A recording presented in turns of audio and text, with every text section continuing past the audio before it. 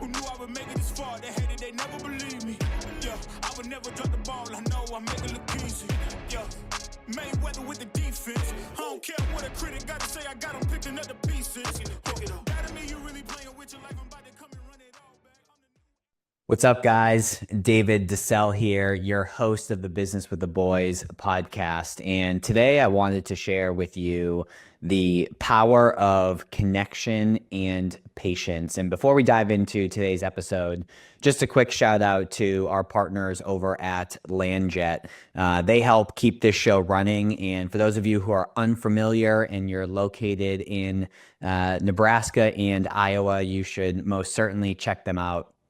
They are basically Mercedes Sprinter vans, all decked out. It's a private jet on wheels. You can use them for on-the-go office meetings, traveling in between your meetings so that you can remain productive, or if there's sporting events or concerts or guys or gals night out and you want to be safe but also ride in style, definitely check them out. You can reach out to Rachel at landjet.com.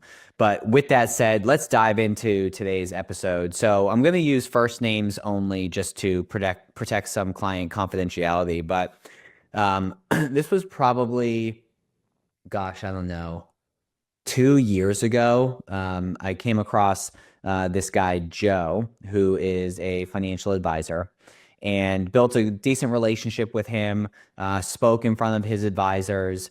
He was on my other podcast, Model FA, and we just kept in touch, shared some value with him, and stayed on his radar, made sure to maintain relevance along the way.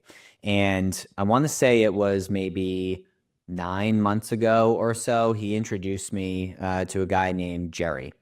Jerry is someone who he has a really good relationship with. He is also a financial advisor and manages about $1 billion in assets as of the recording of this episode. I think it's like 980 or something like that right now. So I had Jerry on the podcast, and towards the end of the podcast, he had asked, so what do you do besides your podcast? So explained to him in that business how I help financial advisors and financial planning firms grow and scale and market and all that type of stuff. And he said, hey, I may be interested in your services. So he set up a call. I want to say this was July of 2024, and I may be mistaken on some of the exact dates. And so in July, we had a meeting. He showed a little bit of interest, but kind of fell off the radar. He rescheduled a handful of times. I had to try to get him back on the books. Felt for a while like I was yelling out into the abyss as he wasn't responding, or he'd schedule and then something would come up and reschedule, but just maintained persistence along the way and made sure to add value along the way.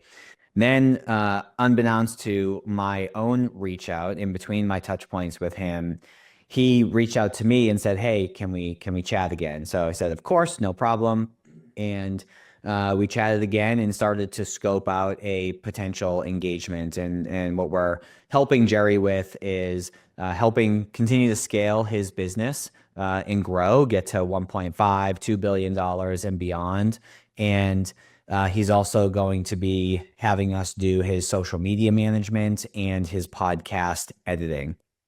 So fast forward throughout the sales process, there were still some reschedules along the way. And then it came time to where he asked for some references. And this is actually a lesson in and of itself. So I said, hey, I'm more than happy to give you references. However, I do have a couple requirements before doing so. Number one, we need to agree on scope and price, and you need to be pretty much ready to move forward. The last thing that you need is the references. And at that point in time, I'm more than happy to make them. And the second requirement is that if I spend the time and introduce you to them, you have to actually meet with them, just so they're not wasting their time. And obviously I'm not looking silly along the way as well. So he agreed to that, continued through the sales process. and met with the references. Now, the references, this is power of connection. So not only did Joe introduce me to Jerry, but I introduced Jerry to a few clients.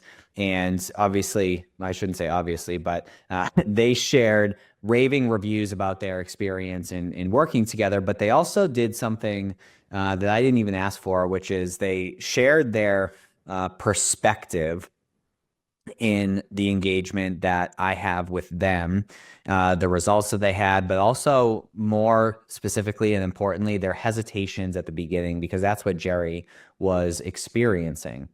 And so we got on the call, actually, I'm recording this on a Friday. We got on the call Thursday, and he said, hey, I'm ready to move forward and really appreciate the references.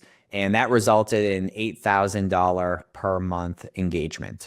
Okay. Now, for those of you who struggle with math, that is $96,000 a year, basically $100,000 of additional revenue into the business. Okay.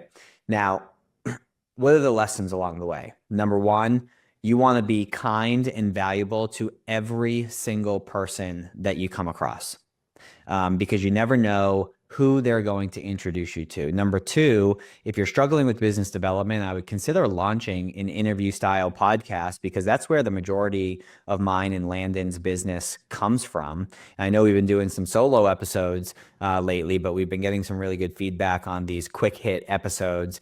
So we'll continue to weave in, obviously, guests to the podcast, but the majority of our business comes from the guests that we work with. The other lesson here is making sure that you have great relationships with the clients that you serve and not just follow through on the services that you provide. That way, in the event that you need to make a recommendation to get someone over the finish line, you can enlist your raving fans to essentially help sell for you. The other thing that I would make mention of is the references. I texted them immediately and let them know that Jerry moved forward, and I thanked them for their time just so they could get that shot of dopamine and I could show some gratitude towards them. But then I called them all individually at the end of the day and just said, hey, I know I texted you, but just wanted to call and verbally say thank you. That was a big help, and that's going to have a big impact on my business, but more importantly, it's going to have a big impact on Jerry's business. And then this whole time, because Jerry had been reaching out to me directly and not through Joe after he made the introduction, Joe had no idea that we were going down this path. And frankly, if I'm being totally honest, because the introduction was made so long ago, that actually slipped my mind. So what I did is I went in my email, I searched Jerry's name, and I was like, oh shit, Joe introduced me. So I called Joe. He answered right away, which is a testament to the strong relationship that we have. And I shared with him the news and thanked him as well and gave him that psychological income and that shot of dopamine. And what that does is it reinforces the act of referring, right? Because he took a risk in referring. Jerry had a great experience on the podcast, and now he's decided to move forward. So that's only going to make Joe that much more likely to make an introduction in the future as well. So a lot of lessons weaved into this podcast, but just wanted to share that win with you all. It's incredibly important to make sure that you're treating people kindly, you're doing great work, and you're building a relationship with them. And also, just for context, it's amazing to me thinking back to when I first got into consulting. I was charging $350 a month, $500 a month, and this deal is $8,000 a month for a very similar scope of work, and things just progress over time. And you fast forward, gosh, I think 7 or 8 years being in consulting now. And with that additional experience, that additional confidence, you're able to command higher prices. And what I found is the higher prices that you charge, the higher the action is that they take, and therefore the better the results are, as opposed to someone who's only paying $350 a month for consulting. So With that in mind, I hope you guys have a great rest of your day. I appreciate you all tuning into today's episode. I hope these quick hit lessons and this story resonated with you and you can take something from it and implement it into your everyday life and your business.